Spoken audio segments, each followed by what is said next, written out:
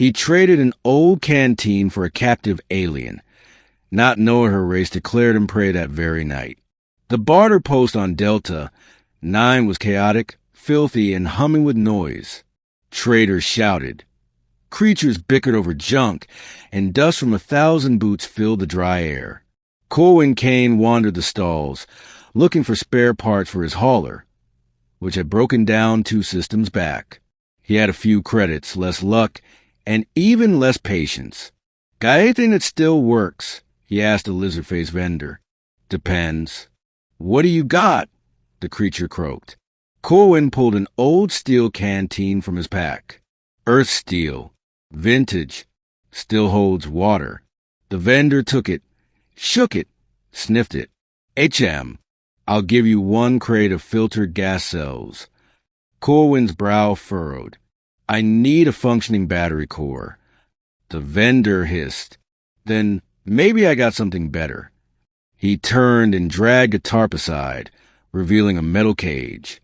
Inside, curled and silent, was a woman, barefoot, dirt smudged, with dark violet skin, golden eyes, and black coils of hair that shimmered when the light hit them. Corwin's heart paused. She was alien, yes, but not the kind he'd ever seen. Graceful even in defeat. Thin metal cuffs were locked around her ankles and wrists. The vendor leaned in. Dravari, caught her myself, near the rim, thought she was worth more. Turns out, no one wants a silent one. She won't talk, won't beg. Corwin looked into her eyes. She didn't blink. She didn't look away. She dangerous? He asked. Didn't move once since I caught her. Corwin stared a moment longer. What do you want for her?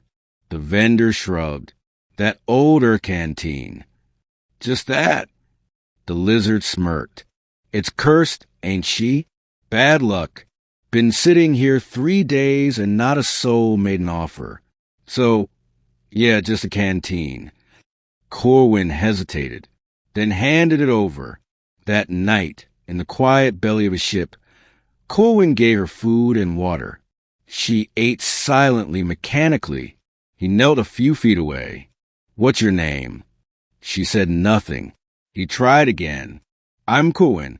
I don't know what that vendor did to you, but you're free now. She lifted her gaze. I am not free. It was the first time she spoke. Her voice was low, melodic, but lined with something old, something dangerous. He blinked. The cuffs. Mean nothing. The moment you traded for me, my people marked you. Marked me? As prey. A long silence fell. Corwin's fingers twitched toward the blaster at his hip. I think you better explain. She stood slowly. Her posture changed, no longer curled and submissive, but tall, elegant, lethal. Her golden eyes glowed faintly in the dim light. I am Nyari of the Dravari hunting clans. You took me in trade. According to Dravari law, the one who claims a cage hunter becomes a hunted. Corwin stood too, keeping his hand near his weapon. You're telling me your people will come after me because I save you? You didn't save me.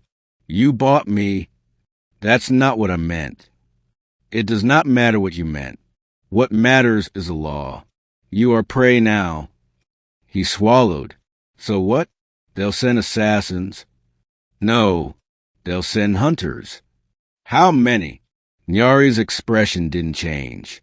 All of them. Corwin didn't sleep that night. Nyari sat cross-legged in the corner, eyes never closing. When he finally drifted into uneasy rest, it was broken by the sound of her voice. Do not run, she said. He blinked awake. What? Running marks you as weak prey. You must face them, or they will not stop. Face all of them? She nodded. Well, I'm screwed, he muttered. She tilted her head. Perhaps. He stared at her. Why are you warning me at all? A pause. Because you gave me water before you spoke. That is rare. Corwin chuckled dryly. So you won't kill me? I have not decided. The next day, the hunt began. 3 ships appeared over the canyon planet, where Corwin had landed to scavenge parts. Sleek, black, and silent. They didn't hail, didn't warn. The first shot came within inches of his skull. He ducked behind a stone outcrop, panting. This is insane. Nyari stood beside him, untouched. They're only testing you. What happens if I kill them? They'll send more. Great. She handed him a curved blade, Dravari steel, light and sharp. Blasters to son the hunt. Fight properly, and you might earn their respect. Respect. He barked. I don't want respect. I want to live. She smiled faintly. Then fight like it. That night, after barely surviving 2 hunters in close combat, Corwin collapsed inside his ship, bleeding, bruised, but alive. Nyari stitched his shoulder wordlessly. You're good at this, he muttered. I was born in battle. I was born in a mining colony. Fought rats for fun. She smiled again, just a little. Then perhaps you are not hopeless. Over the next 5 days, more came, one at a time, always in the night, always silent. Corwin learned quickly how to use a blade, how to move like Nyari, how to anticipate. He bled often. He slept rarely. And somehow he survived. On the 7th night, as stars glimmered above the desert, Nyari approached him quietly. They will stop soon. Why?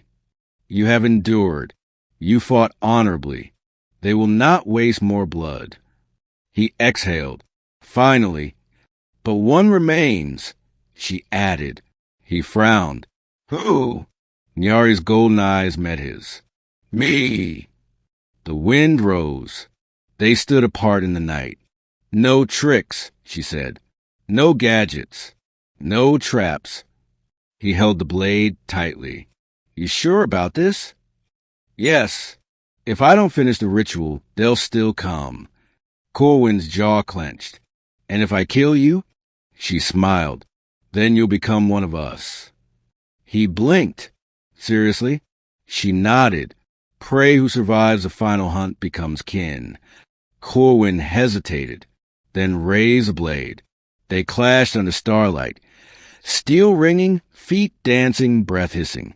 She was faster, smarter, but he was desperate. He fought not just for life, but because somewhere along the way, he had started to care.